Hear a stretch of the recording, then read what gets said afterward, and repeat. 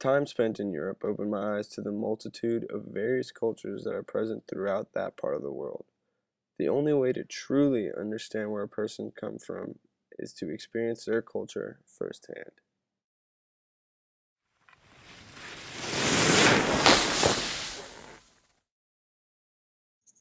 Barcelona has been seeking independence for over 2 decades, and in some instances, violence has erupted. Barcelona is one of the provinces that considers itself separate from the rest of the country and even have their own dialect, Catalonian. This struggle for independence is closely related to the highly touted football team FC Barcelona. Their jerseys are designed to emulate the Catalonian flag, as the team was an icon for the people during the revolution. Therefore, when marketing in Barcelona, a marketing manager would want to avoid anything relating Catalonia to being a part of Spain and not independent.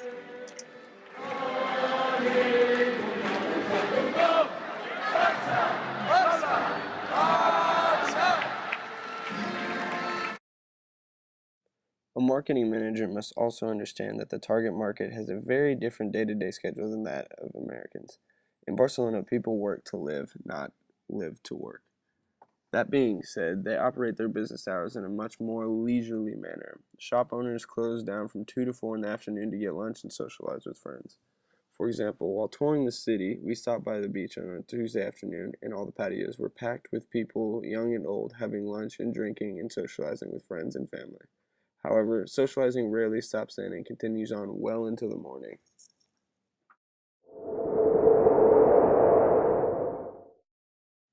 The vast assortment of races and cultures in Barcelona can be a nightmare for a marketing manager conducting an international campaign.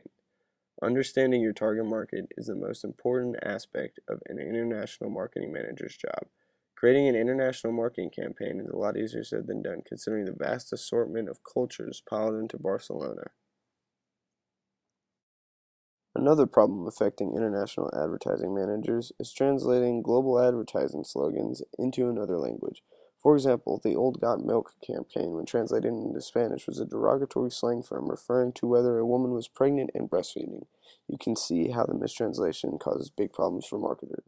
The next stop on our trip was Dijon, France, where we faced yet another culture shock. Dijon is a quaint countryside town in Burgundy.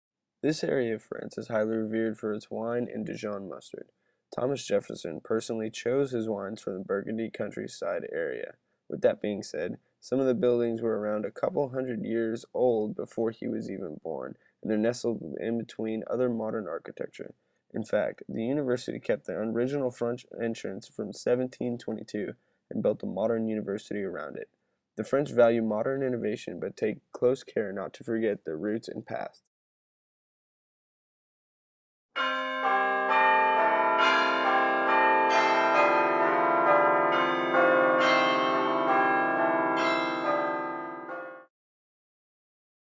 The most common mode of transportation people were using was riding bikes, walking, or using the metro. Another cultural aspect that is vastly different from that of America is the use of public transportation. Public transportation is much more affordable and organized than that in the United States. When waiting for the metro, there is an electronic display that presents the next 3 train routes that will be coming through, as well as the expected amount of time until it arrives. Not only does this help to efficiently move people through densely populated European cities, but it also presents an opportunity for marketing. More people use public transportation in Europe than in America, and so marketers place added emphasis on public transportation advertising. The French are world renowned for their art, and Dijon was no different. They have a vast amount of public art, as well as a multitude of Catholic and Christian churches dating back to multiple hundreds of years ago.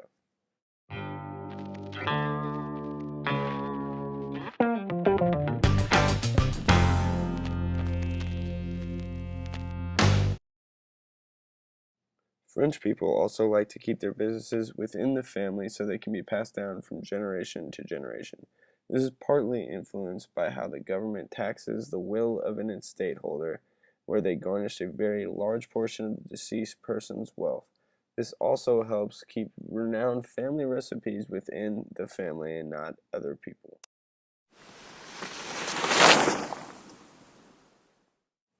From Dijon, we went to the Rhine River city of Cologne, Germany. Cologne was an industrial hub during the World War due to its excellent location for transporting and shipping goods nestled directly on the Rhine. The town was nearly leveled from the bombings conducted by the Allied forces during the World War. Despite the numerous air raids, however, the Cathedral of Cologne was left standing. It's the largest Gothic-style church in Northern Europe and sports the largest facade in the world. It is also Germany's most visited landmark, drawing in over 20,000 people per day to the remarkable structure. The soot from the fires during the war covered the cathedral, making it black when it used to be a solid white.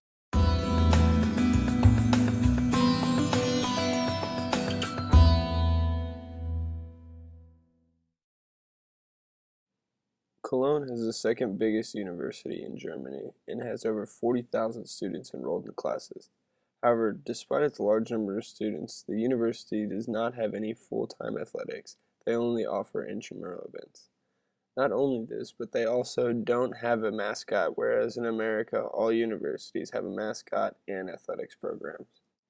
The German culture is world-renowned for its beer, and it was clearly evident in the restaurants and culture. People would start drinking right when they got off work in the streets and at the local pubs. Even restaurants seemed to be consumed with the beverages, as they would have abnormally large beer advertisements above the restaurant's name. The beer advertisement, or Kolsch as it was called, stood out more than the name of the restaurant that the consumer was eating at. This can be a particularly good situation for marketers and get your name brand out there. Germany has always been on the cusp of innovation. The nation has a knack for producing some of the best automobiles in the world, from the likes of BMW, Mercedes, and Volkswagen. Mercedes is on the forefront of cars that can practically drive themselves, while Volkswagen has proved to be a supply chain innovator in the growing BRIC countries.